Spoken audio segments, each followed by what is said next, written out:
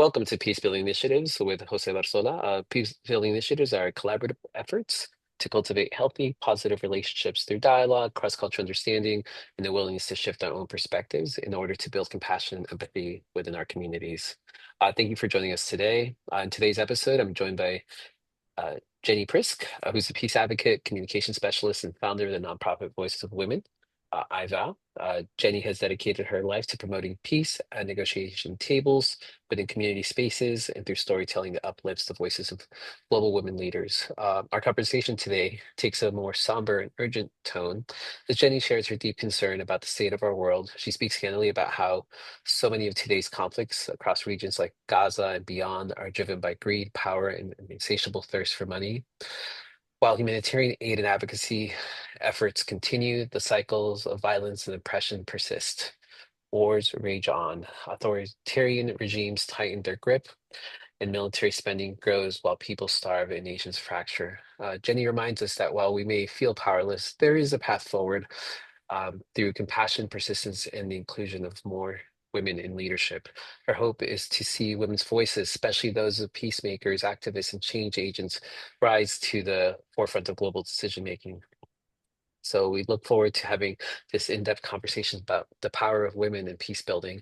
It's a conversation filled with clarity, conviction, and a call to not look away. So thank you so much for joining us today. It is truly an honor to have you here, and it's just been a joy to continue this journey of getting to know each other. And so thank you for joining the podcast today, Jenni. You're very welcome, Jose. Thank you. We'll get started a little bit with if you might share a little bit to our listeners, what first drew you to peace building work? Was there a particular moment or experience that shifted your path?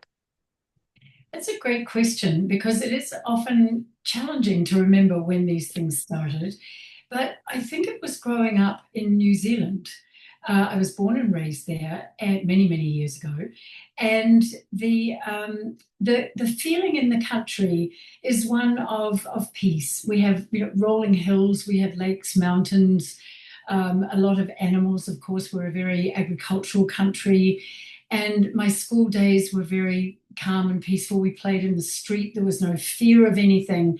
So I think that was imbued in me in my very, very early days.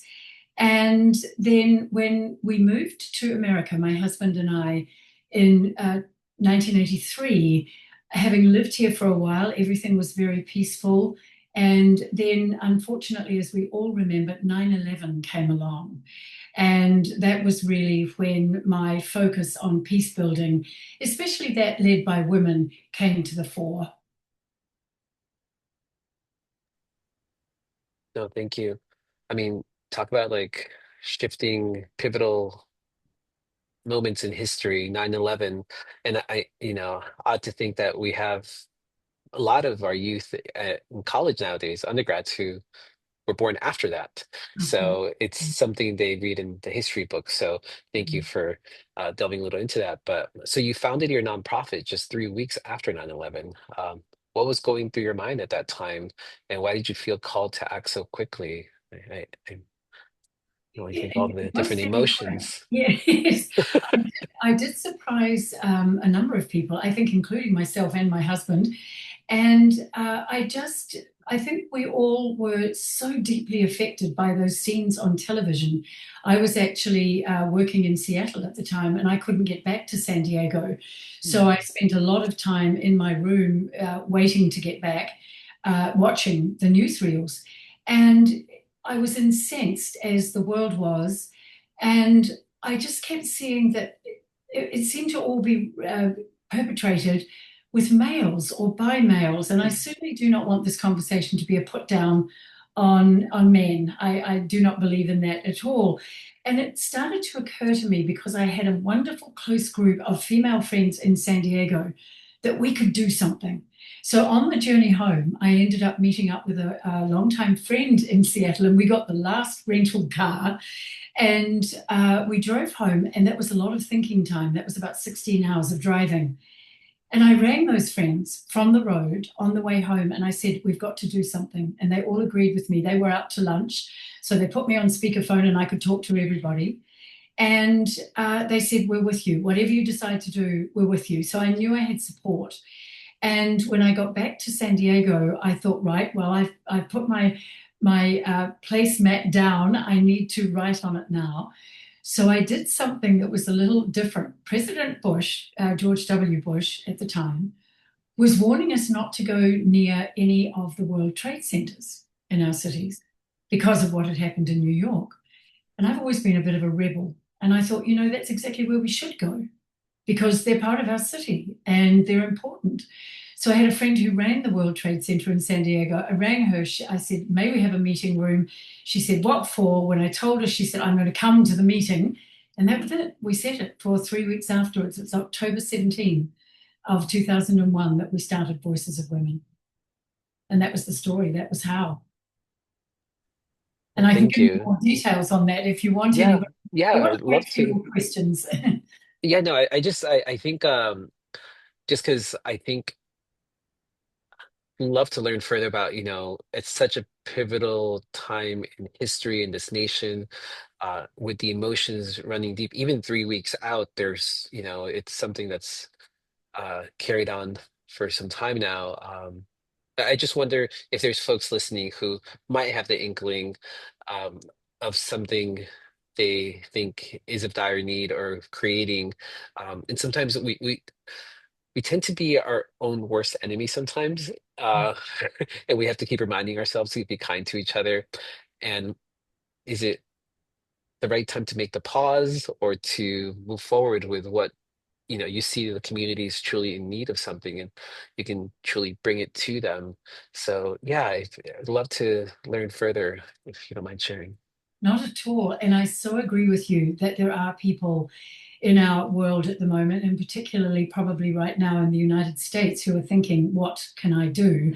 And is this something I could organize? In fact, I've had people come to me because we closed the official Voices of Women after 15 years of operation and turned it into a podcast, which is I Vow. And people have come to me and said, "Would you reopen Voices of Women?" And I said, "Well, not at this stage, but there are so many other resources that you can join or join people together, join organizations, and be thinking about what you can do to perpetuate peace building and peaceful ideas. They're extremely important.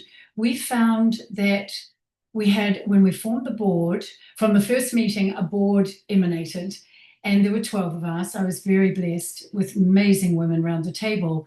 And they all had their own specific talents, so we all put them to use. One wanted to be a treasurer, somebody else said, "I'll be the secretary," somebody else said, "I'll do all the marketing." And it was just amazing. And so we started creating events. Now, this is something that I think could be created by other organizations now, because we were very fortunate to partner with the Joan B. Kroc Institute for Peace and Justice at the University of San Diego. That's quite a mouthful. And it's a marvelous institution. And they offered to partner with us, and they gave us their auditorium for virtually a peppercorn rental. And we actually staged 80 educational programs during those years following the start of Voices of Women, or VOW as we always called it. And we had some amazing people speak to us. We had events that showed music and dancing. There's so much more I can tell you about that. I'll wait and see if your questions come from that. But I just want everybody to think about what they could do in their local community, because the biggest word that came out of or the biggest words that came out of the founding of Voices of Women was community unity. People needed a place to talk, they needed a place to think, they needed a place to reflect, and we provided that stage and that setting for them. So that's possible for anyone to create. Thank you for just providing like a beacon, a light that it is so important this day and age to. And I think that's truly wonderful to just if you are thinking like what can I do to help. And it doesn't have to be that you have to create world peace or go and create a nonprofit. Just go talk to your neighbor, go talk to the local schools, um, the folks in your community, because that's where it starts right there. So thank you for reminding me. So that maybe just to move a little further back, if you might share a little bit about your upbringing or early experiences that influenced the way you approach leadership, communication, and peace. That's a lovely question because the first person who comes to mind, and I know it's normally parents, and I had a lovely mother, but my father was not so good. I've written all about that in my book, Stand in Your Spotlight. But my grandmother she was just my everything. And she was incredibly committed at a very early age in her life to her community. She raised four children, one of whom, of course, was my mother, and on virtually no money. My grandfather was an alcoholic and he was also loved the races. So by the time he got home on payday, all the money was gone. And yet that never deterred her from a powerful spirit, from a sense of who can I help in the community. And the years that I remember her, she was, bless her heart, she was in her late 70s when she died. She actually died in my arms when I was 19, which I thought was a very special gift. I think she saved that to give that to me. And she often used to say in her 70s, I'm off to sing to the old people. And we used to laugh at her and say, Nana, have you realized? And then we realized we couldn't talk to her about her age because she didn't think she was old. And I thought that was lovely. And another thing that she did in the early days of her life was play hockey. And in the city that she lived in New Zealand, she played regularly with a very, very famous Maori woman. So the Maori are our indigenous race in New Zealand, and her name was Guide Rangi. And she is quite a legend in the country. And still, I mean, she died, of course, years ago, as did my grandmother. But she was an amazing woman. And my mother wove a friendship with her and Guide Rangi with my grandmother that they didn't see color, they didn't see differences. They only saw two women doing their best in the world. And those messages were transitioned to me and meant the world to me. And I used to sit with her quite often, just asking her, tell me more about Guide Rangi. And I think that that's why I have such a connection with my Maori friends and young Maori people in New Zealand, because all starting from those very, very early days of my upbringing. So thank you for asking that question because that was a lovely No, one to answer. and thank you for sharing. Just and thank you for being so open. I think that is there's lots of lessons to be learned um in what you share with us. Not only about, going beyond the nuclear family with grandma, but also just being so, and maybe this is something that comes with time and acknowledging the challenges that we had growing up. Um, Mhm. and but also how we've overcome them, and also looking toward the community that you grew up with to see what lessons, we can learn from them. Because I think many times yes, we learn a lot initially from our parents, but we also learn maybe what we don't want to do as adults from the adults around us as we're growing up. And so it's a constant reminder of the modeling that happens that surrounds us, whether when we go to school, when who our neighbors are, and how important it is to find the right models as we grow up to hopefully nurture us on the right pathway. So And I'm I'm, sure I'm you're, glad. What was that? I was just going to say, I feel absolutely sure you're doing that with your children. Thank you. I You're just too know you kind. are because of the way you follow the path to peace or you follow the peaceful journey or the peaceful path. It does start when we're young. Yeah, And can be imbued into our muscle memory very early on, so yeah, that peace building becomes almost just a natural product of you as a human being in the world that we live in. yeah. Thank Mm. you. Thank you. I always share peace building to me, it's about relationship building. And so it's through those open-ended questions that we can nurture that, getting to know Yes. each other a little better and having those challenging conversations as time happens. But thank you. Shifting a little to iVow and women's voices, could you tell us about iVow and what inspired you to create a platform especially for women peacemakers? Well, that was a natural step from Voices of Women. So Voices of Women was a physical organization. As I say, we had a wonderful board, And I just have to add something about that board before I go to iVow. So when we started it, it was interesting. The women around the table said, we will always just be women at this board table, won't we? And I'd already been thinking that in order for us to make peace, we have to assemble males and females. And so I brought that up, and one of the women said to me, if you do that, I'm going to leave. And I had to think about that. I didn't answer her. I just said, thank you for sharing that. And anyway, to cut a long story short, we did bring very good men, peacemakers, onto the board, and she absolutely loved it and stayed. And so I guess there's another message in there that we're in this together. We share this planet together. As Nicholas Kristof has often said, we hold up half the world, each male and female. And so, and I know that we have our different binaries now, but I'm talking about those very basic teachings that we were given early on. And so for 15 years, we ran the official, if you like, Voices of Women, which, had all the meetings and the events. And we supported young girls in Afghanistan. We supported girls in India. We did fundraisers and provided school books and all those sorts of things to help them.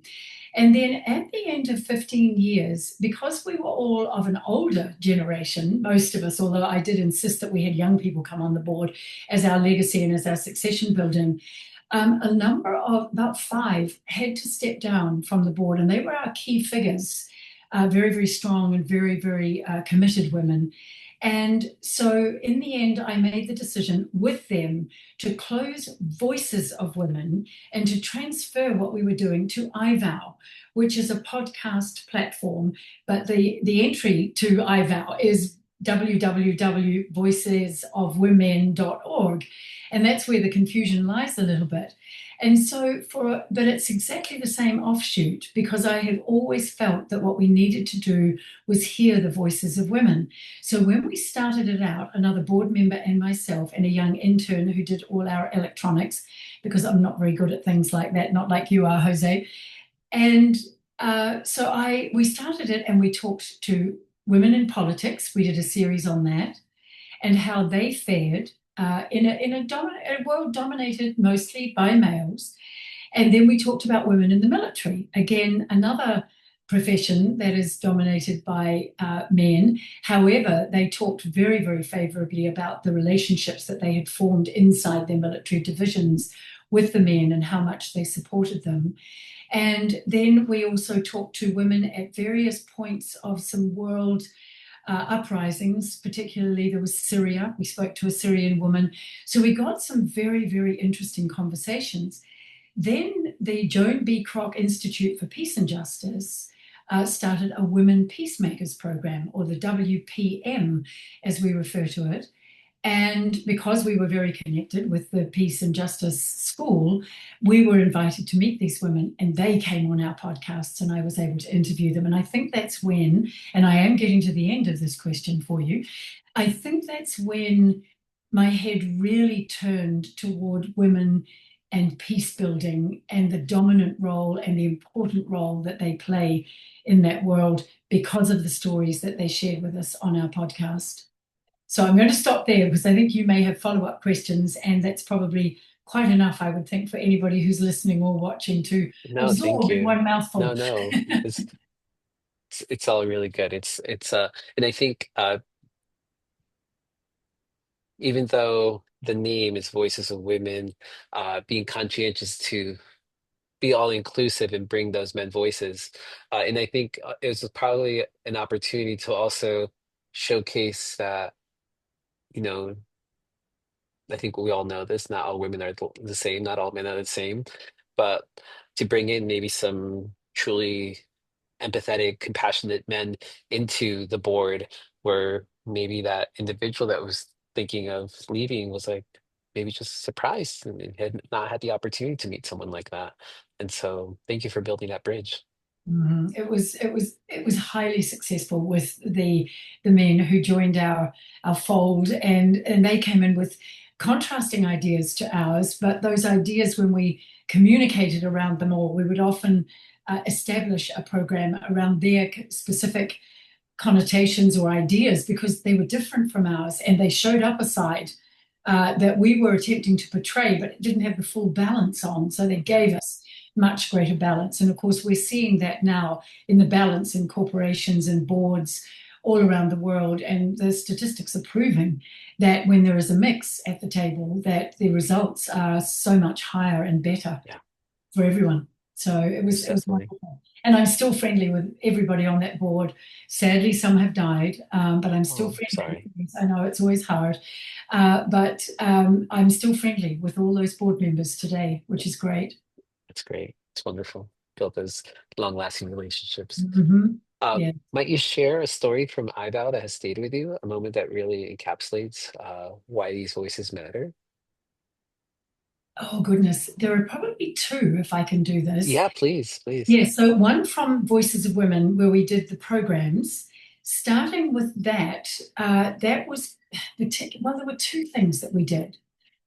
After, in 2003, President George W. Bush invaded Iraq, we were all stunned by that. I believe we understood why, and there were mistakes made that always come out afterwards for discussion. But after that, there was a woman in our community who had been born and raised in Iraq, and she had moved with her husband and family to San Diego.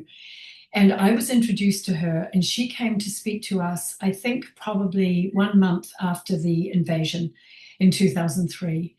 And you could have heard a pin drop. She stopped us in our tracks because she gave us a perspective of Iraq that we didn't understand, we didn't know about. We had just heard of Saddam Hussein. And as often happens, unfortunately, in world territory, there is a bad leader, and the whole country gets blamed for that. And whereas there were so many fine, upstanding Iraqi people who were horrified by the invasion and were trying to live a good life. So she stopped us in our tracks and made us think, just and made us understand things that we hadn't understood to that date. So that was one very, very pivotal moment. Actually, a second was I've always had a passion for theatre. So I'm still with Voices of Women at this stage. I've always had this huge passion for theatre since I was a child. I wanted to be a ballerina. My body style was too big, so I became an actress instead. And that was how I ended up on the stage, but in a different format. And I brought a number of actors together, and one of the theatres in San Diego gave us their theatre for the evening, which was very, very generous of them. And we had about 16 actors on stage, and we filled the auditorium. We said to people, come and share peace building ideas, but let's hear about war through the history. And so we had them reading us from as far back as the Greeks, right forward to modern day, pieces from Shakespeare, pieces from poets, pieces from Buddhism, from all around the world. And they got a standing ovation. That was absolutely incredible. And we raised a lot of money and we sent that to Iraq, to a school, because now we had a contact there. So those were two really, really mind-stopping moments. And with iVow, actually, interestingly, even though we spoke to leaders and we spoke to political leaders, one of the series that really stays with me is when we spoke to women in prison. And there is Las Colinas, which is a prison just outside San Diego, strictly for women. And we met with the captains and the guards in charge. We spoke to them, and then they very kindly gave us access to the prisoners, to four of them. We changed their names. They did not use their names. They were not recognized. You only hear their voices on the iVow platform. But speaking with them about their future and what they were learning in the prison gave me hope, which was tremendous because it felt like peace building, what was occurring. They were being taught trades and they were being taught to read or to write if they didn't have those skills. Their crimes were minor, and but they had a promise of a future. And they spoke to us so openly and so willingly that I just thought, often the world looks at people in prison or they look at homeless people and they look at them down their noses and they look at them with a sense of, well, you must have done something stupid to be where you are. None of us knows when and how we might become a victim of something that is unfortunate. It's why I serve lunch to the homeless in San Diego every Monday through my Rotary group. So that was a pivotal time to talk to those women, to hear the hope of their lives outside of Las Colinas and how that they planned to move forward with their future. And I think in peace building, that's what we always have to have is hope for a new future. So again, a long answer, but I hope that No, covered it. no, beautiful, beautiful. Thank you so much. And I think it just kind of reminds us to, uh, it reminds me about the importance of shifting our perspective and being patient, Mhm. and not rushing with our initial thoughts. And so, I'm glad that you're Judging. able. Yes, Yes, not yes. judging, I think is the word I should have added in there. And I But apologize for interrupting no, you. no, We no, go, it's okay. No, no need. bias takes us straight into judgment. And I think, And yes, we see yeah. someone who looks different and we just immediately discard. But if we stop for just a moment and think about where did that person come from? Maybe they lived in a good, clean, safe home like I did once and something went wrong. Maybe it was a government shutdown, which I'm particularly cross about at the moment. Yeah, And I think we all are, you in Hawaii, me in San Diego, Jose. So we have to stop and think. yeah. I I'm reminded of, well, talking about shifting perspectives, and just how much, I sometimes talk about how, because I tend to teach classes and mostly online asynchronously. I used to teach in person, and folks always are like, "Oh, don't you miss?" Like, yes, but also the benefit of being online asynchronous is there's that human, it's human nature, I call it basically. We walk into a room and we automatically judge based on where people are sitting, what people are wearing, what's their nonverbals like. Are they snacking on something? Do they have their, like, headphones on? So we already have preconceived judgments based on that. Where in an online format, if they really decide not to post their photo, you have a name and how people decide to describe themselves. And so it gives us a little bit of a pause to try to understand or get to know this wholesome person before maybe they provide some kind of video or photo image of themselves, and then our judgment. And it's always been enlightening how when that does happen, sometimes people are like, that is not what I thought you looked like, based on your description of you. And so it's a reminder of, like, if you give people the time and the grace to just get to know them, you know, you might just be surprised every time. It's So, a beautiful example. Perhaps we should just cut out faces and just have voices and then get to know someone, build the trust. And then once we meet that person in person or online, as we are now, yeah, we have no biases because they've all been thrown away by the mind exchange and not the yeah, visual exchange. It's a yeah. very good.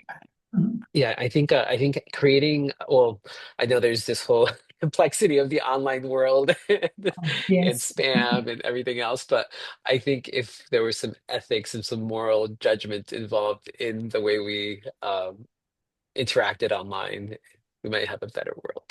Just the I thought. so agree with you. Okay, we'll have to start this after this conversation. Yeah.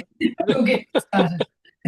Uh, you don't mind sharing a little bit of what are some of the most powerful traits or strategies you've seen in the women you lead peace initiatives around the world? Oh, that is such a bold question and such a good one because there are so many good women leaders.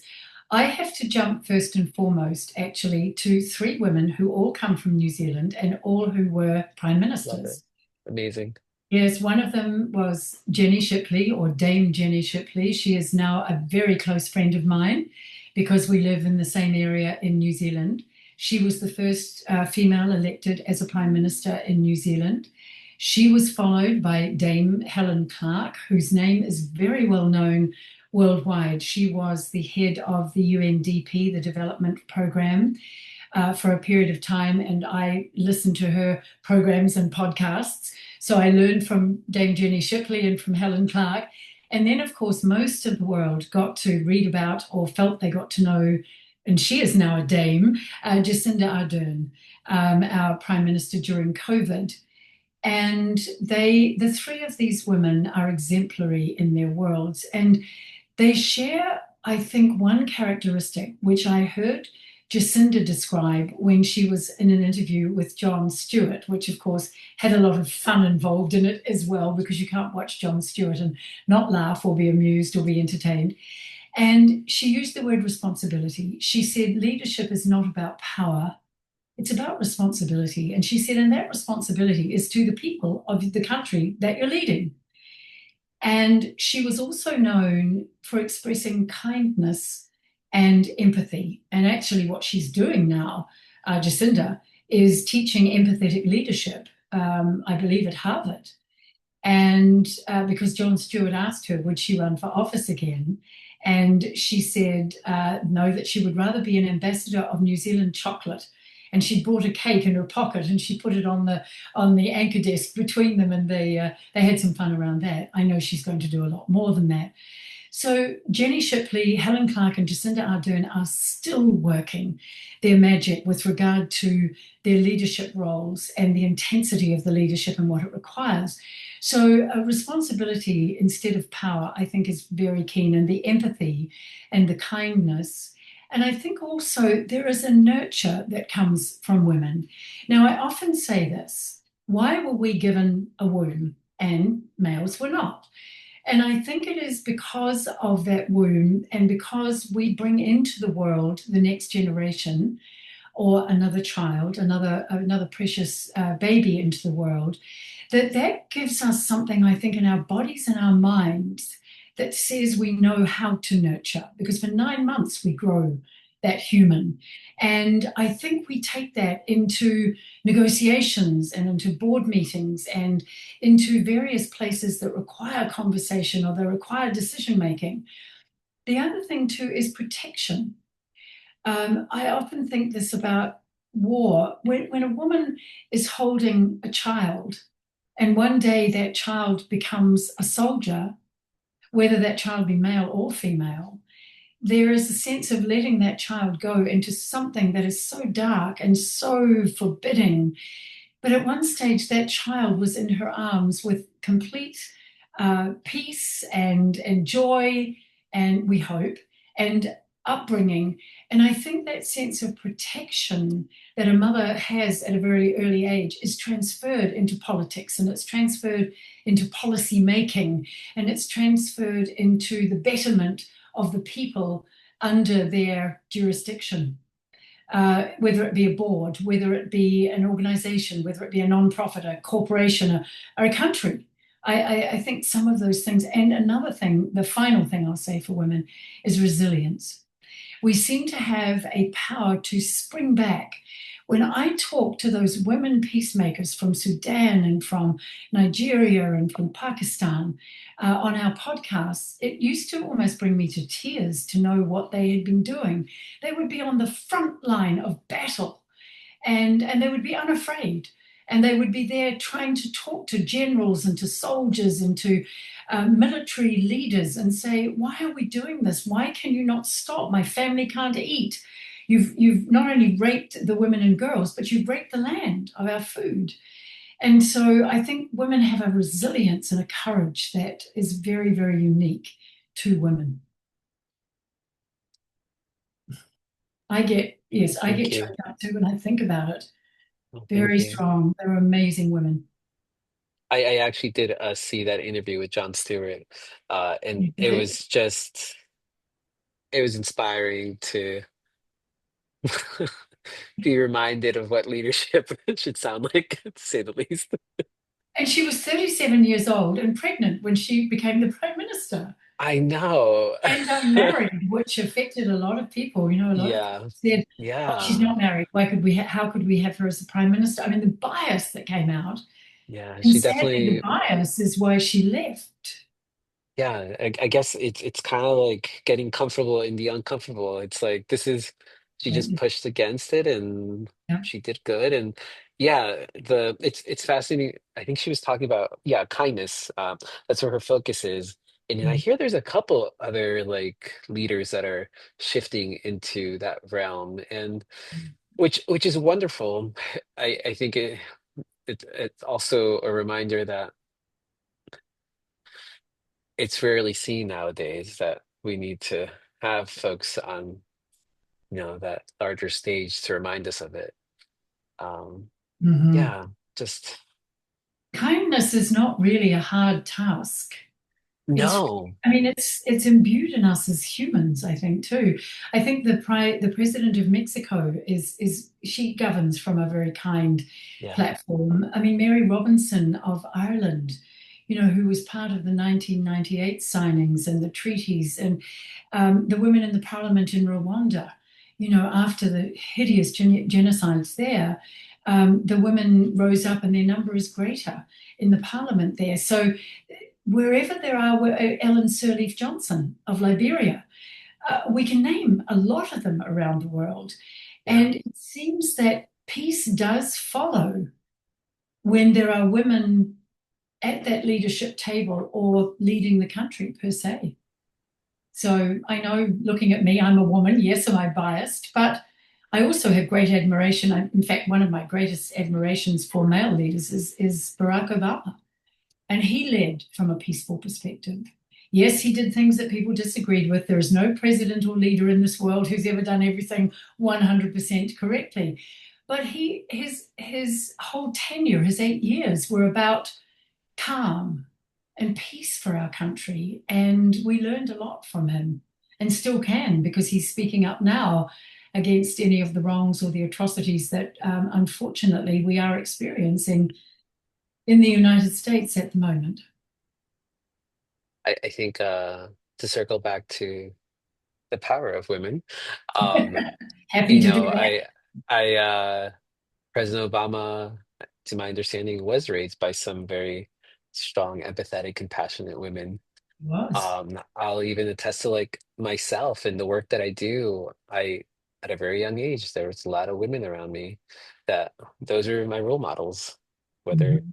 not only mom, but the aunties and the grandmas. And, Yes. you brought up your grandma already during our conversation. So I think, uh, it circles back to what our topic is. And so I don't think you're being biased at all, at all. So thank you. Behind Thank it, you for yes. even just reminding us how important it is. And I always attribute kindness to like, if we practice dialogue and active listening, hopefully we can build some empathy, compassion, and along with that comes the kindness right there. It's like a trickle effect, but we unfortunately are not devoting time to that because not much modeling. And many time, in spaces where maybe you don't have that nurturing and role modeling within your household or your community, you might turn to what's on TV or what's on,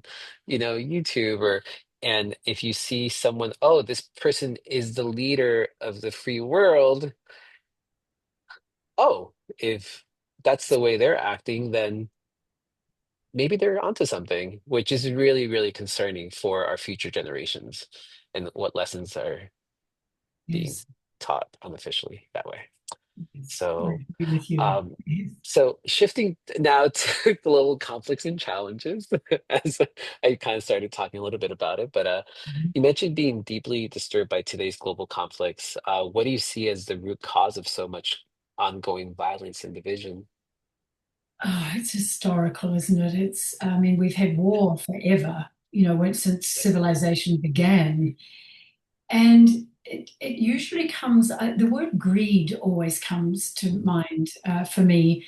And that's greed for land, greed for personal power so often, and greed for money. And we see that, I mean, we have three leaders at the moment, and I have to name them. One is Trump, one is Netanyahu, the other one is Putin. And they're all, they seem to be just struggling to grow their own domain.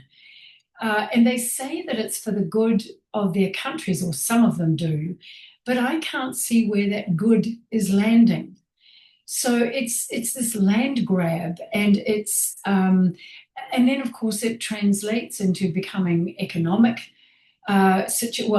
dire economic situations for the people of our world, because when their land is taken, well, then their crops are often taken as well, or their factories. I mean, we're seeing this in Ukraine at the moment, terribly, that people just, their jobs have gone because they've been bombed, and then their homes have been bombed.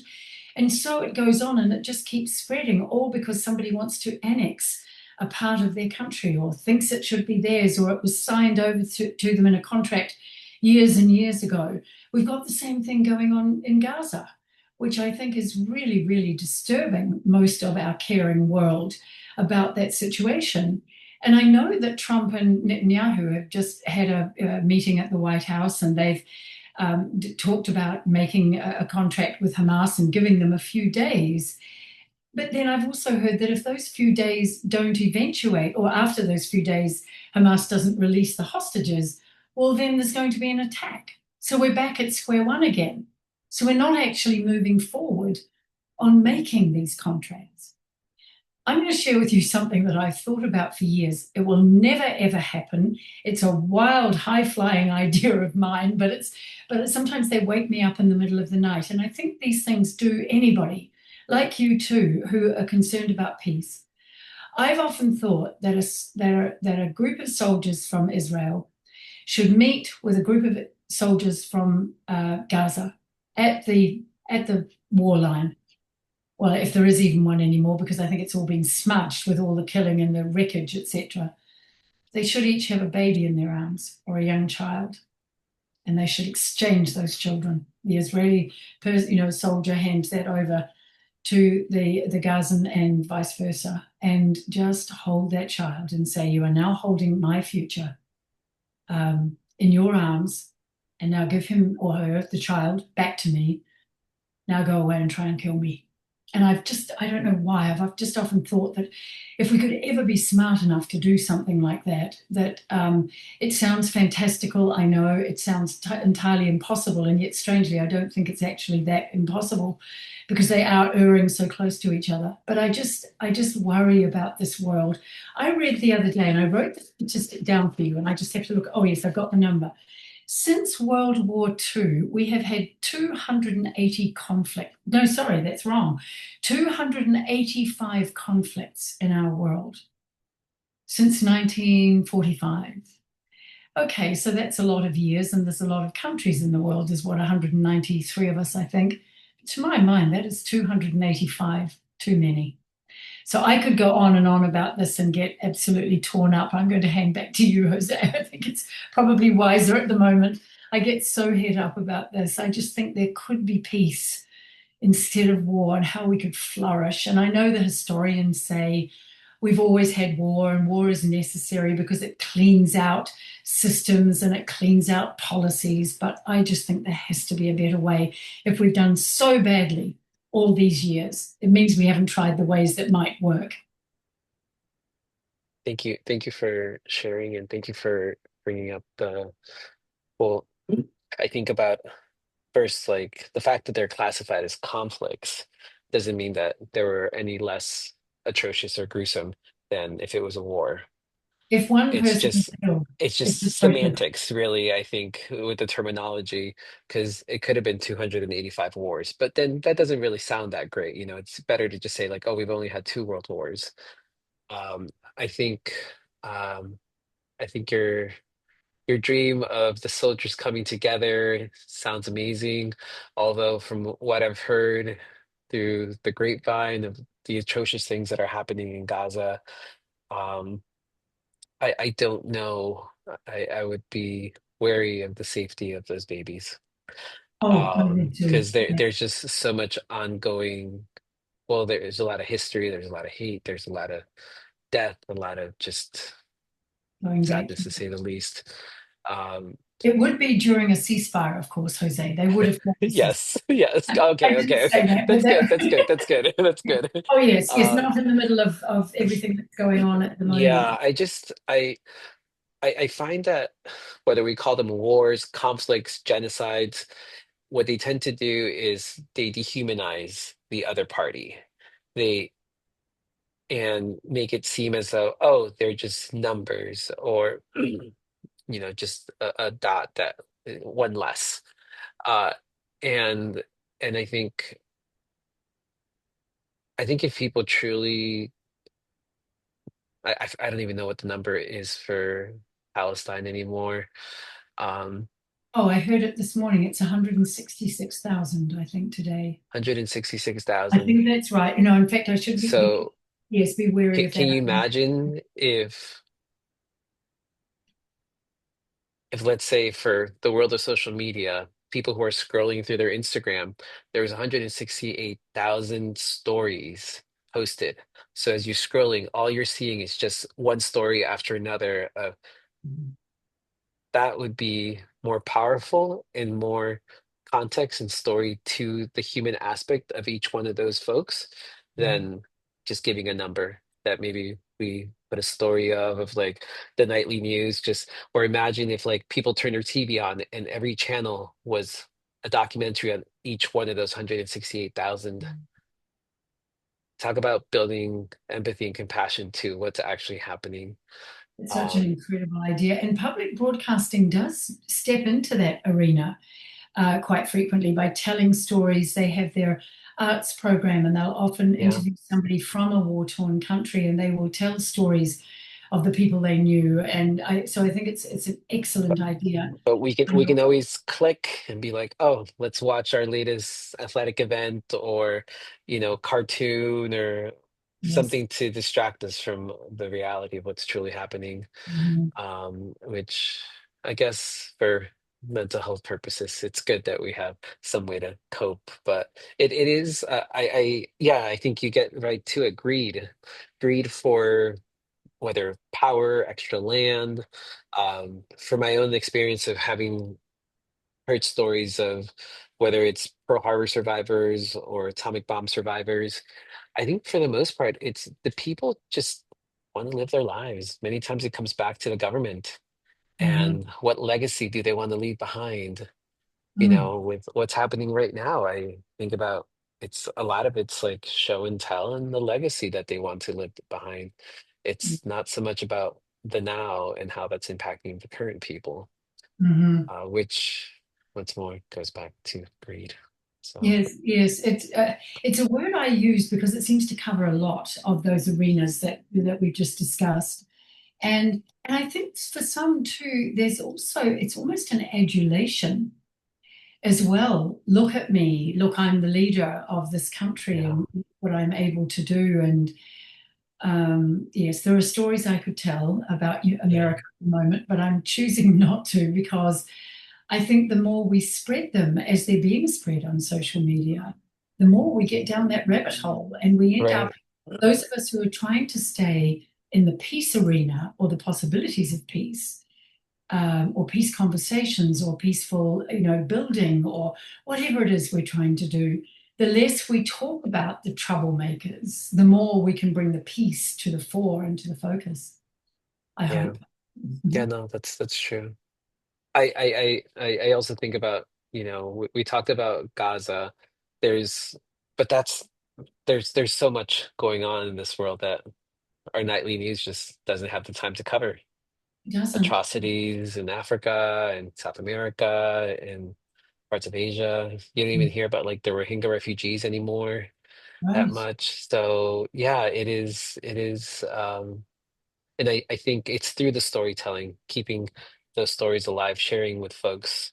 Mhm. Because relying on our nightly news or our local newspaper sometimes, everything's catered to a certain perspective. And Mhm. so it's like a needle in a haystack, And it's what unfortunately. you're perpetuating because you're storytelling right now and continue to do so with your podcast on YouTube. And so, you are perpetuating the storytelling. And It's how we learned about history, isn't it? It was told to us in story form by our Yeah. ancestors, and then eventually we made books and we could read about it. And you're so right, storytelling's important, very. I wonder if you've spoken about the role of greed and power and money as drivers of conflict. How do you foresee that? Can we even begin to shift those values in leadership in society? Yes, it's a big issue. And it's sometimes when there's two words that come to mind. And I think the two words that I'll start with that might lead me to be able to answer more effectively what you've asked are conspicuous consumption. And because of greed in the world for the fastest car, the most designer clothes, the biggest this, the biggest that, the shiniest this, the shiniest that, and our need to be seen, to be successful. And there's different kinds of success, and I'm talking more about that material success. I think if that is perpetuated onto young people, it's very hard for them to think or grow up thinking any differently other than I have to have this, I have to have that. And that works as a comparison in a very challenging way for young folk at schools who perhaps got into school on a scholarship, but they don't come from that land of plenty that some of their classmates may have come from. And so that division is there right at the get-go. So I think a lot of it goes back to the home. I think always it's how we teach our children and how the examples that we set for them and to them. And then it can go on in our schools and it can go on in our universities. And then, of course, it can go on into our companies. So when you've got a leader who is very, very fair inside a company and doesn't flaunt the good things that they have, they take them just they're humble. They just take them and accept them very, very easily. I actually often think of Bill Gates in this role. I did a little bit of work with Microsoft, and I can remember going into the office and where I was working, and I was sitting opposite an office where he was having a meeting with one of his teams. And he was just perched on a stool, just like everybody else. And when he came out of that meeting, he went and used the men's restroom, just as the other guys did as well. He didn't rush off to his suite or anything. And he's thought about the world in a way that all he wants to do with the Gates Foundation is give back. So he's told his family, "You're not getting all my money. The world is." And they know that. And of course, the three of them have all got very good careers as a consequence. So I look on him and Melinda Gates, of course, his now obviously ex wife, but they're still doing good work, both of them. And they don't live by greed, they live by example. And yes, they've got massive houses and, 50 boats or whatever, but that's not the side of them that you see in the public. They don't feel as though they're greedy or grabbing. And so I may be well off pieced by now with where I'm going with this, but I think it starts in the home, it continues in the schools, it continues in the universities, and it continues in the leadership as we age and grow into our positions that we see generosity as opposed to greed. I think is the way I can describe it. Thank you. I think it reminds me of something we spoke a little bit offline about how finding purpose in what we do, finding uh, connecting and volunteering within our communities. Mm. Uh, it enriches the soul in so many different ways that so I'd encourage folks who are listening, if they're not already, if they have some time and they can volunteer, even if it's just, do story time at your local library or something like that, or you can go out into folks sometimes around here, they'll even without something coordinated, they'll just pick up a trash bag and walk along the beach and pick up the trash that's there. So there's so many things that can be done on an everyday basis. And especially if you do it with other folks, it's uh so much richer. And It is. It's even feeding a parking meter, isn't it, Jose? It's yeah, feeding it for someone else. Or you got back to your car before your ticket ran out. So you wait and see someone pull in and say, how long do you need? And they say half an hour. And you say, I've got 30 minutes on my ticket. And you hand it over yeah, as opposed to just getting in your car and driving off. Those things are so important.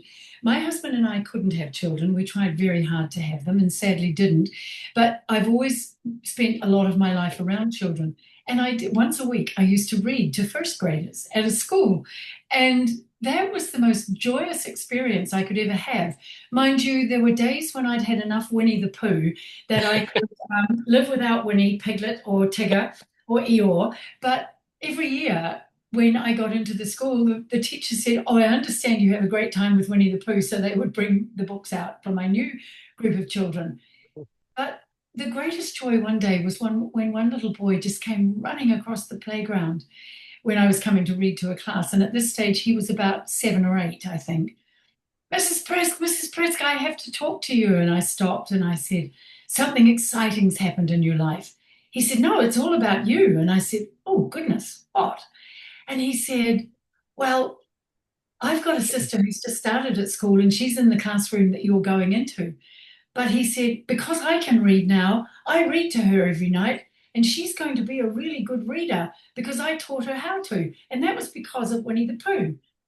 And I thought, heavens above, one young little boy, just so sweet and so earnest and so excited about this that he could read to his sister. He felt that she could. There's that kindness going on. I mean, it's the starfish back in the ocean. It's the extra pebble. It's the whatever it is that we do. It's the ripple effect. yeah. And there's such small things to do. I'm continuing on this because another lovely thing that I've been given the opportunity to do is we have a choir in San Diego called Voices of Our City Choir. And it was started by a wonderful woman, Steph Johnson, who is a singer. And she started walking around the streets of San Diego with her guitar, sat down on the sidewalk and said, do you like music? And that person often sat up from wherever they were sitting, leaning against a wall or lying on the sidewalk, and they would sing with her. And she eventually started a choir of homeless people. And that now is, 60 members strong. They've already won the Golden Buzzer on America's Got Talent.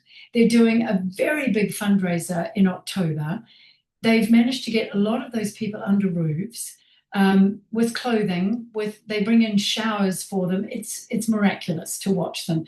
The biggest thing is when I go on Monday when I'm available to serve lunch with my Rotary Club or members of my Rotary Club, the choir is singing, and the joy in that cathedral that they sing in the cathedral hall is just paramount. They forget the rigors of the street, the cold, the pain, the hunger, the sadness, the fear. They forget all those things. They sing it out. And there are a lot of people that just go in and volunteer in there just to promote this and keep it moving forward. And I'm not saying I'm any kind of Mother Teresa. I most certainly am not. But this evening, after you and I have finished talking, I'm going to teach public speaking to a group of young Somali and Ethiopian women. They're immigrants. They're not refugees. They immigrated, their families immigrated to San Diego, but they need empowering because at the moment the world is dangerous for them in the United States because they are women of color. And I won't go further. We all know what's happening there. And so I'm working to help strengthen them with their voices and their positioning and their personal power. So this takes me an hour of my time, but it's what I get back that I take into my heart and into my mind and into my soul and body because I believe I'm given more than I give. And that's usually the end result. Thank you. Thank you so much. I love the way you always say thank you. You see, that in itself is peace building. You always do that. And it's just such a warm, engaging thing to do. Normally, when you're in an interview, the interviewee says something and the interviewer, you, moves on and on to the next question. Okay, I've got my next question, and they're looking at notes. You don't. You absorb, you listen, you hear, you work on the understanding so that the two of us are in the same place, and then you express your gratitude. If we could all do these things every day, it would change the world. So, You're just so lovely.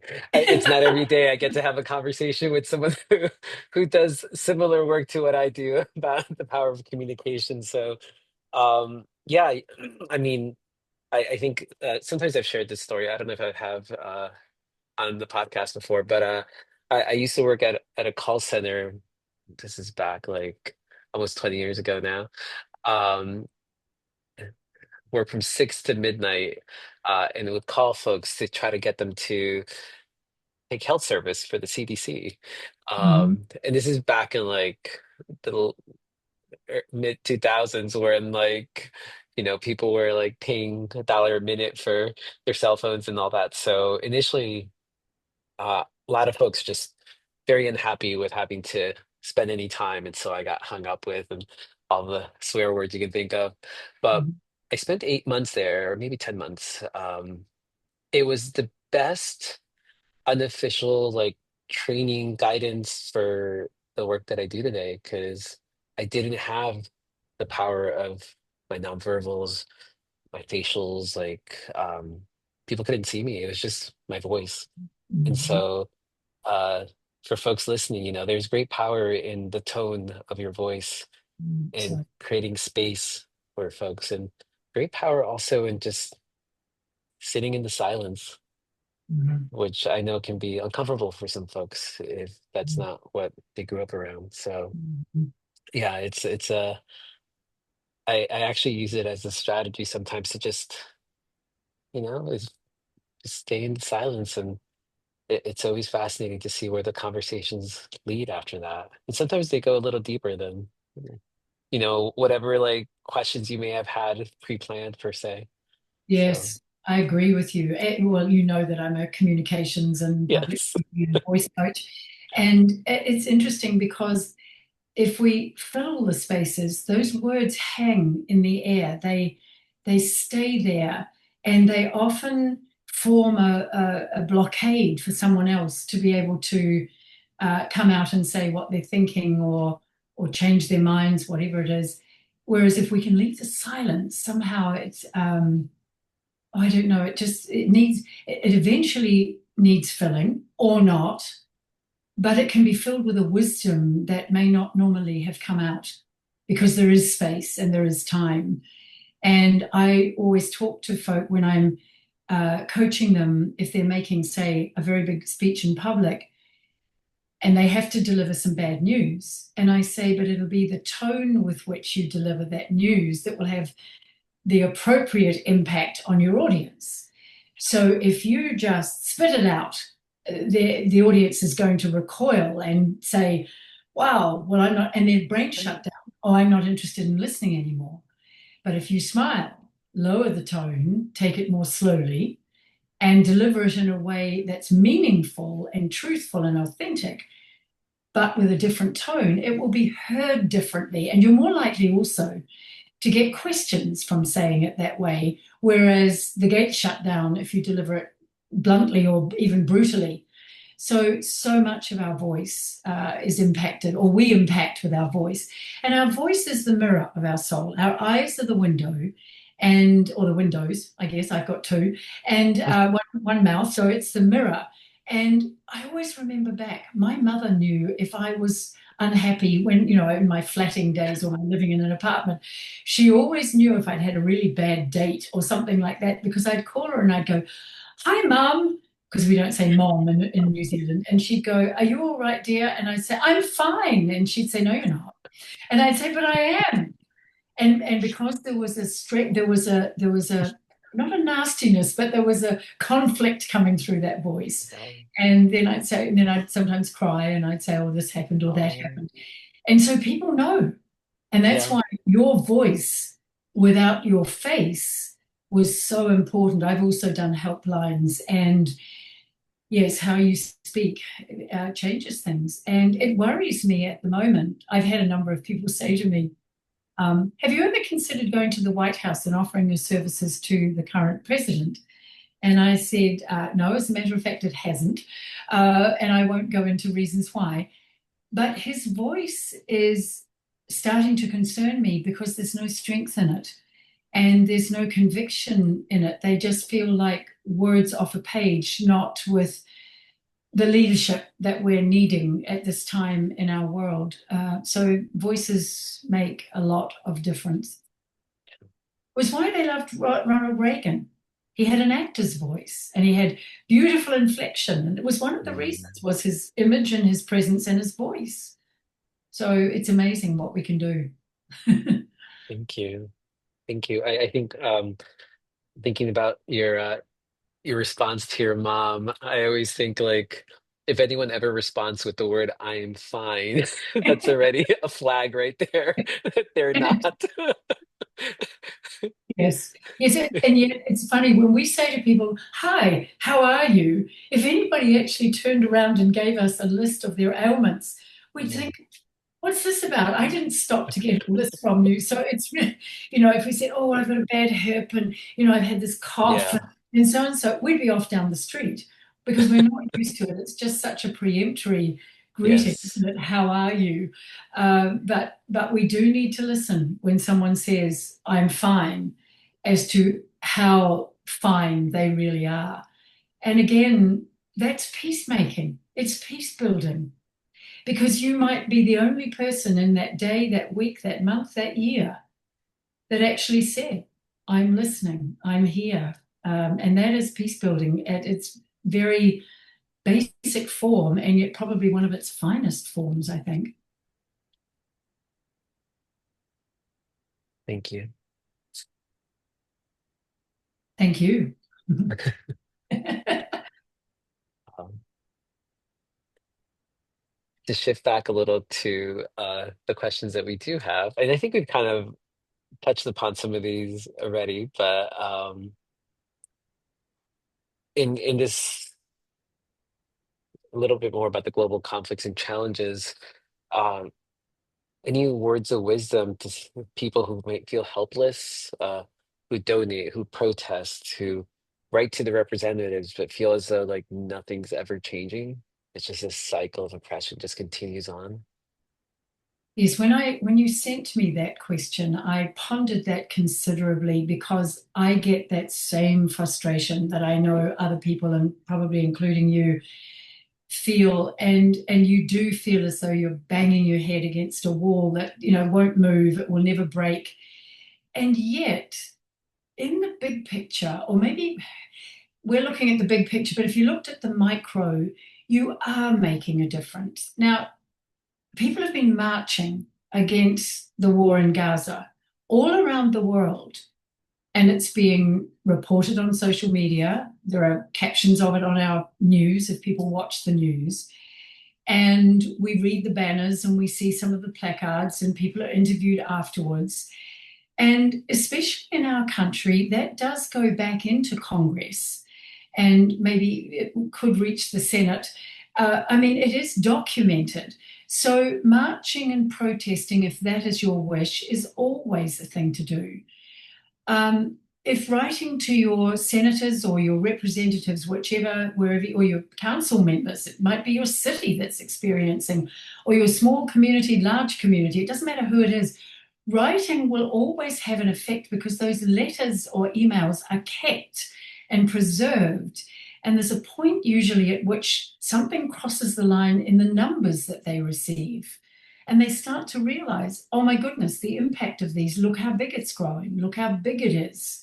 There's those elements that it's that composition of power from the citizenry that comes through. I look at Greta Thunberg. There's a lot of the world that gets very angry with her, and yet, bless her heart, she's out in the middle of the ocean in a flotilla of ships trying to deliver first aid, material, not weapons, as somebody suggested. She's trying to deliver diapers and food and medications with a group of other boats. And she's being protected by, I believe, the Spanish, I think, and maybe the Portuguese have come out to try and support it. She's doing that. She's in the news. She's talking about it. She's making some kind of a difference because she's making young people sit up and think, wow, she's my age. I could do that. But there is no age limit for what we can do. Um, I tend to do my piecework. When I get frustrated about a government or what's going on, I tend to go out into the community and just see where can I help here. And I ask, is there anywhere I can help? Am I making a difference? Well, it's probably about that big. But then if I didn't even make that much of a difference, there wouldn't be any shift of the dial at all. So it's all of us collectively. Yes, I founded Voices of Women, and I still get tempted to found another organization as I approach the age of 77. I still think I might be able to, found something else. But could I instead encourage some young people to found something in their organization, in their communities, or in their organizations, actually, for that matter? And can I be some kind of a guide or a mentor? I've got this thing about when I turn 80, this is what I want to do. And this might be appealing to some of your listeners and viewers. And that's only about 3.5 years away now.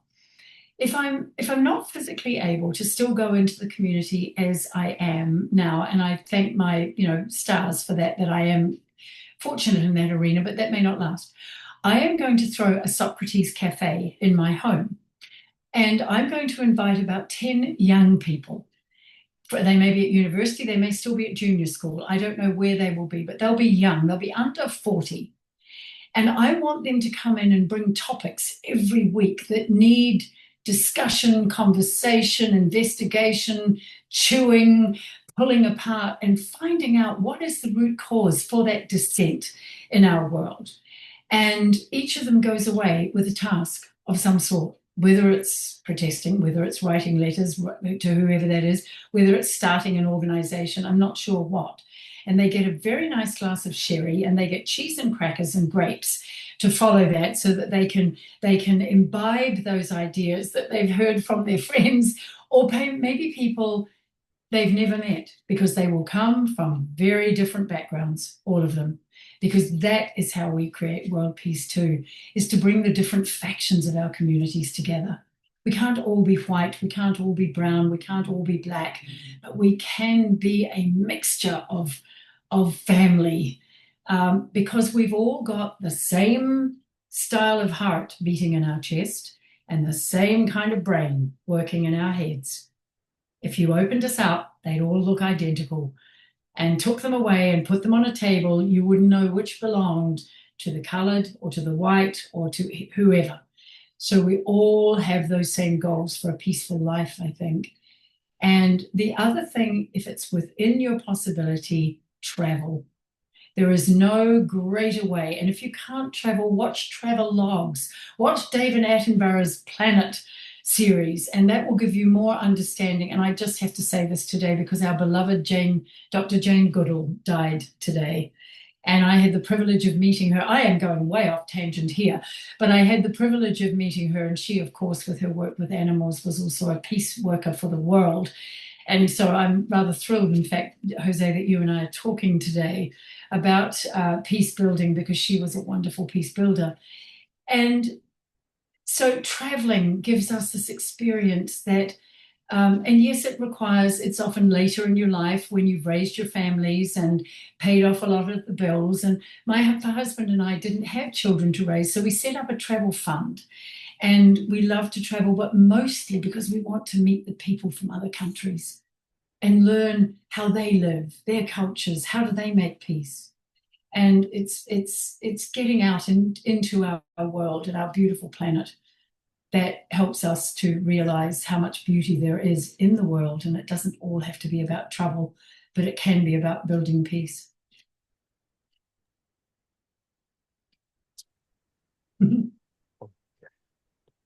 I want to say thank you for not being conscientious. Trying to think of a different word, but I do truly believe everything's interconnected. So I am also thankful to be having this conversation. And yes, Jane Goodall. And that's amazing that you got the opportunity to connect and meet. And uh, it's So yeah, humble, so unassuming. I was at an oh, event where her book was being sold, and she signed it for me. And I just went to tell her how much I loved and appreciated her. And And she just did this as if to say it's not relevant. It's the thank yous are not why Very I'm here. The modest. work is why I'm here. Yes. And I think most are like that. I think Sir David Attenborough is probably very much the same. Hmm. Yeah, I would think. And I hope he doesn't go soon because he's 93, I think. So we're going to lose these beautiful leaders.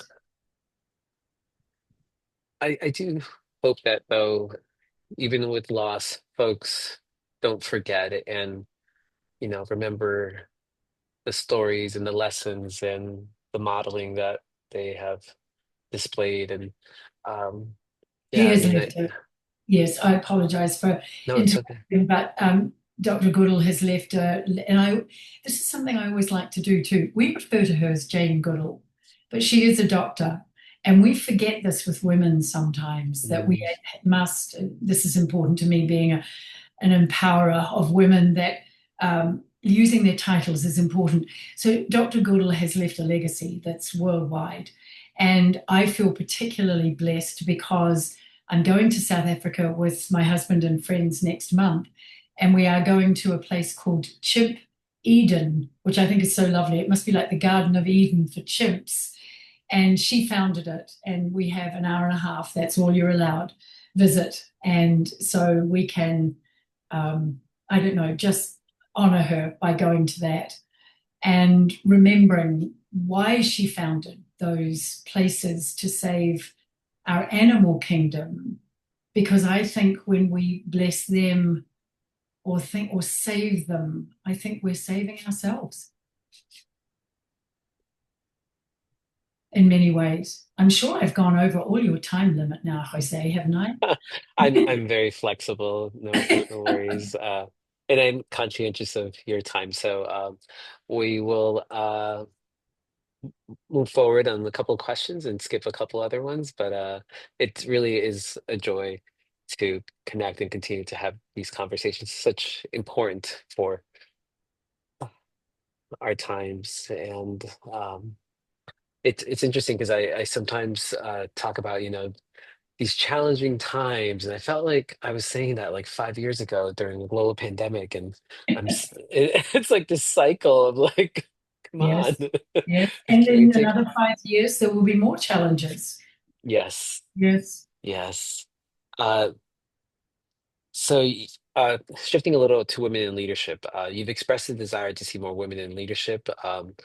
What do you, what do women uniquely bring to the table in peace and conflict resolution? Um, I think we kind of alluded to some of these, such as like compassion, empathy, active listening. Um, Not to say that men can't do it, but and sometimes I wonder if it's these social norms that are continuously the cycle of society of like how women should act to how men should act, that men are not allowed to build up these traits as easily, unfortunately. um and so yeah, just and additionally, I guess, what system barriers will still prevent women from accessing leadership roles, and how can we work to break them down? So just kind of like so feel free to jump in with It's another whichever. hour-long answer, I think, Jose. No, That's no, love very it, crisp. love it. You just talk. Well, I'm going to start, I think, with the systemic preventions because we are dealing with a lot of those at the moment. I mean, the biggest one that comes to mind for me, and it's only one of them, but it's the pay gap situation. And we're fighting that in New Zealand right now. In fact, I have a very dear friend who was a member of our parliament for years, and she's a highly respected person in New Zealand. Her name is another Dame. She is Dame. Or they get all these awards for all the incredible work they've done, which I love because it means that they're recognised. Her name is Dame Marilyn Waring, and our government just made some decisions around the pay gap and without announcing them, just said, this is what's going to happen. And I won't go into all the rigors of it, but it just flattened, it left everything as it was instead of increasing or at least diminishing the gap. And so she immediately got onto it with about 8 very powerful women friends of hers, and they are now having hearings. They are doing petitioning the government, etc. They're doing amazing work. So there's still a lot of systemic work that needs to be in place and broken down. I'm working with an organization called CDOR Rising, and I'm on the advisory board. CDOR is the Convention on the Elimination Against All Forms of Discrimination Against Women. And it was put in place in 1979 by President Carter, but in the UN. But the United States and five other countries have never ratified it. So now it's having to be states driven. And so it's been put into place I think in Hawaii actually, and in Los Angeles. And we're in the final stages of putting it fully into place in San Diego, which means that there can be no discrimination against women in the workplace. So these barriers have got to be removed before we're really going to achieve any equality. However, I love the work that some men are doing as sponsors.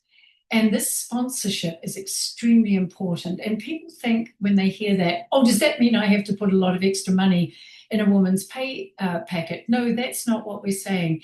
Although working to level the playing ground for people in like positions is extremely important and is starting to happen in many countries in the world. However, the biggest thing is that if the equality in the boardroom, say, let's use the boardroom for an example, that when a woman makes a very powerful statement and a male hears that statement and acknowledges her for it and perpetuates it as her statement, as opposed to taking it to himself. Now, women do this as well. I'm not just, this is not just blaming the male sex solely. But if they can simply take that and say, okay, Susan, that was an excellent idea. Now, how can we promote that? How can we get that among the policies in our workplace? And he sees her, he hears her, he recognizes her. These are the ways that these shifts are going to be made inside our governance arenas, inside our corporations, inside all these areas where there isn't that kind of equality. There's also, okay, so a woman cries a lot more than a male does. And when a woman feels something, the tears come. Men cry, of course, and can, but it gets looked on as weakness, which is so sad. We all have the same existing tear ducts, so why can't we all use them? But when a woman cries, don't look on that as weakness, look on that as strength. The fact that what she's done is stepped inside the body and soul of that person or those people she might be trying to protect or to further their condition in life or inside a company. And it's just how she reacts. So give her time to breathe, give her space, and she'll come back, and she'll come back with strength. She'll come back and apologize, because women always do, which is I try to knock out of them, because I used to as well, and I don't anymore. Unless I've hit you with my car, then that's different. I'm going to apologize. But it's all these things. We work together so well when we're all working on the same elevated plane for equality for all, but allowing women to come in and show the different sides of their nature. We might take an issue home and lie awake about it, whereas someone else may not. They'll go home and think, oh, well, it'll all be fixed tomorrow. I'll give this to my assistant and they'll fix it for me. Whereas a woman might sit and she'll ponder it a lot more. Did I say the right thing? Did I do the right thing? But because we will work through those issues in that way, it usually means that consensus is taken, which means then that decision making comes from all, not just from the one person at the top. So there's a lot of areas where women offer a lot. And there's another thing I've seen in interviews, and I'll finish this question with this, is that in an interview, if a woman is not sure that she can really respond to a question that's asked about her efficiency or her intellect or her abilities, she will work around that question. Whereas more likely, it's been studied that a man will say, sure, I've done that, or I can do it. A woman will test her abilities in front of you. And as a consequence, is sometimes not chosen for the role or for the promotion or whatever it is that the interview is about. And I work on really trying to strengthen women on the way they state their abilities so that if they have done something extremely well, don't hide it. Don't be so humble or so unassuming that the world who needs to know doesn't hear about those skills and abilities that you have. So women need to be better at speaking up and selling themselves. And I hate that phrase, but it is one that we use regularly in our business world today. So that was rather a long answer, but that was a long question too. No, no, that was wonderful. Thank you so much for those insights. I really appreciate yeah, just there's so the emotions itself, I think, is something I come across a lot where I sometimes ask folks like, you remember when's the last time you cried? And especially for people who are stoic, and kind of always like having it like a to-do list of things to do. They're always on the go. Normally, I find that those folks rarely make time to process those emotions. Um, and it'll be like the most random, whether they're at a movie or listening to a song or just there's always a trigger. We never know what our triggers are, and that just brings it on. And yeah, that conditioning of having to apologize for it, which is it's unfortunate and it's sad that we can't just express the emotions without. I mean, it's human nature. As you say, anyone who has tear ducts should be able to do I this. don't have them. In fact, I got a this is a quick story, got a very interesting text from a male friend last evening who'd been to see a play that I recommended. And he came in and he said, I cried like a baby. That's what he texted because it was very Wonderful. moving. And I wrote back and I said, well done. Because it's a great story. It's called The Heart, and it's about heart transplants, which is a heavy Mm, topic for the theatre. And I was just so pleased that he wrote that. He said, I cried like a baby. And I thought, good on you. And you were able to tell me. So, yes, they're there for the same use and possibility, those tear ducts. I gotta say, yeah, the arts have a way of just bringing things together, the visual, the music, the performance. It is, yeah, I Artists, agree. my phrase has always been artists document civilization. Yes. Right from the get-go. I mean, who drew on the caves? Was that men or women? Who? But it was art. Did it? They Yeah, didn't put lines up. They drew the animals. They drew yeah, the stage that they were living on. And look at the Greeks in their theatre and the Romans in their theatre, and then as it continued around the world. And if you want a story told, you make it into a movie, or you put it on a stage, or you write some music, or you sing it, or you play yes, it. It's incredible. Yeah, and that has a lot to do with peace building in our world. I remember there was a Ukrainian art show in San Diego when the war first broke out, the invasion. And I was able to go to this art show, and I've now got a picture made by a Ukrainian artist on the wall in our house. And that is a good feeling. Every time I walk past it, I think of Ukraine. And so it connects me to that country. It's just a small painting. It wasn't very expensive, but it gave me a connection to the reason that, to the fact that there are artists in Ukraine, just as there are artists in every other city in the world. It's just that their country happens to be being bombarded at the moment. And if that's one tiny way to give somebody enough money to buy a meal, then we're connected now. So yeah, lots of ways we can do this. yes. Thank you. Just two more questions as we come to wrap up. Although I know we can continue talking for some time, but if you could speak to a young woman today who wants to be a peace builder, what advice would you give her? I've just had the opportunity to speak to two young peace Yeah. builders, and one was from Ethiopia, the other was a Sudanese Egyptian. Beautiful young women, beautiful in their hearts. And this is not just about their physical beauty. This is just you could see the beauty in their eyes and their words. And they are already working through education to build peace, and which I think is a phenomenal way to do it, because the more we're educated, the more we understand. And they asked me, they said, well, how did you go about this? What do you say to us?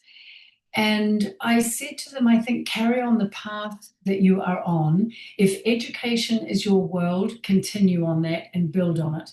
When you're educating the very young, or to the middle school, or to even to young people and older people who have understandings and can share the language that you're sharing, then, and they speak beautiful English, of course, then follow that path through education and see what else it unlocks for you.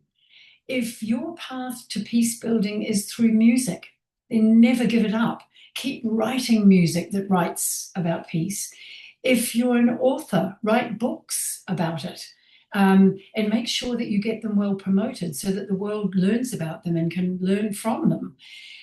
If it's through corporate work, if your organization, your company is someone that gives back to the community, make sure that all of the community knows. So for young people, it really is, I always remind them that they're here for a purpose and with a purpose. They're not here accidentally. No one is. And secondly, if you've found that purpose, follow it as strongly and as closely as you can, because it's been given to you as a means of being your guide so that you can then guide it and guide others. So, whatever that call is, follow it. Thank you. I love that. It's so many times we don't listen to the voices to our own, whether it's the conscious, whether it's the those words of wisdom that we've received over time. So gotta look toward We do. inside Yeah, we to do. sometimes It's all find you, guidance. yes, it's in here. Yeah. We just need to activate it. Yeah. Yes. And Yes. it's in So here true. too, of course, in the heart. Yes. Thank you. You mentioned a little bit about standing in your spotlight, and what does standing in your spotlight mean to you in the context of doing good in a troubled world? It's the title of the book that I wrote during COVID Yeah. in New Zealand. We actually we're down there. We lived 6 months in New Zealand and six in San Diego.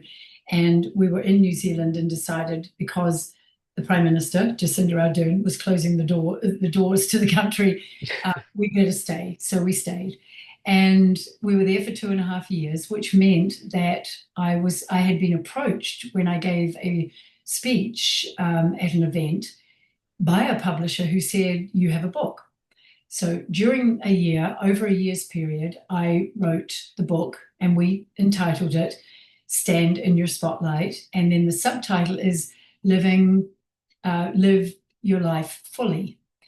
And because I hit the ground with some depressing stuff, my father, as I mentioned earlier in our conversation, was not a good man, and he was an abuser, and I was one of his victims. And so I was knocked down by that and lost all self esteem, and which is another reason why I work so hard to build esteem for women nowadays, if any are struggling for any reason. And when I came up with the title for my publisher, I thought she might laugh at me and say, what do you mean stand in your spotlight? And I said, because I think that there is a spotlight for everyone. Everyone is important. Everyone has contributed. Everyone's here for a reason. Everybody's here with that purpose. And finding a spotlight means that you are highlighted. And not everybody in this world is going to rise to fame. They can't. You look at our pop stars, you look at our movie stars, you look at our leaders. They can only be one of a huge number that make it to that arena of the spotlight, or where the spotlight is fixed.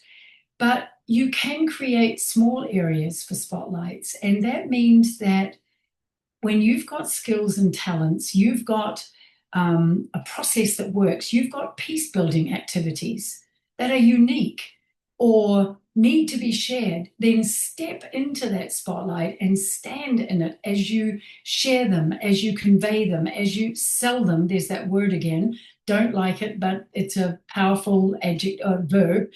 And when you stand in that spotlight, people see you, they hear you, they look at you, they recognize you, and probably most importantly, they remember you.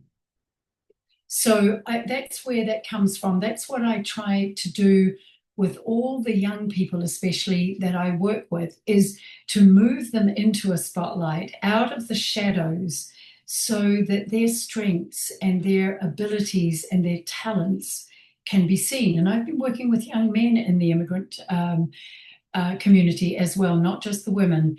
And it was wonderful to see their humility and yet to see the power that they emanated when they stepped into their spotlight. And so that's what that really means is if you've got something to say, if you've got something to share, if you've got something that is going to improve this world of ours, step into and stand in your spotlight.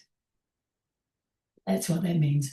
I love it. Thank you. Thank you so much for that. And for folks who are listening, or the video is will be available on YouTube, and in the summary we'll have a link to the book and other additional information to learn more about the wonderful We're work available that. on Amazon, so you know that. I think Yes, really. Thank you. yes, Thank you. yes. Well, thank you from, just Jenny, for joining us today, for sharing your wisdom, your truth, your just unwavering commitment to peace, uplifting voices, especially in this world that often feels overwhelmed by conflict and injustice. Your voice reminds us that even in the darkest moment, there are people working to create light, kind of circling back to that spotlight. So, not only through dialogue, compassion, courageous leadership, just providing your time to others to pass it forward. So, we talked about today about the hard truths, the persistence of war, the greed that fuels division, and the systems that often seem resistant to change. But we also, I think, heard a call to action, a call to amplify the voices of women, to push for leadership that values empathy over power, and to keep showing up even when progress feels slow. And I'll share briefly, as a father of two daughters, being conscientious to create that environment where they know they can reach whatever their heart desires, not just whatever society thinks that they should reach to. And so thank you for, all you do. And as you say, peace begins not just by global negotiation tables, but in how we communicate, how we lead, how we listen. So let's continue to build that peace Mhm. together. So yeah, so in today's conversation, I moved you, invite you to learn more about Jenny's work at voicesofwomen.org. And you can explore her book, Stand in Your Spotlight, and reflect on ways you can also stand in your own spotlight for peace, justice, and for one another. So until next time, stay engaged, stay compassionate, keep building peace wherever you are. Thank you. Thank you, Jose.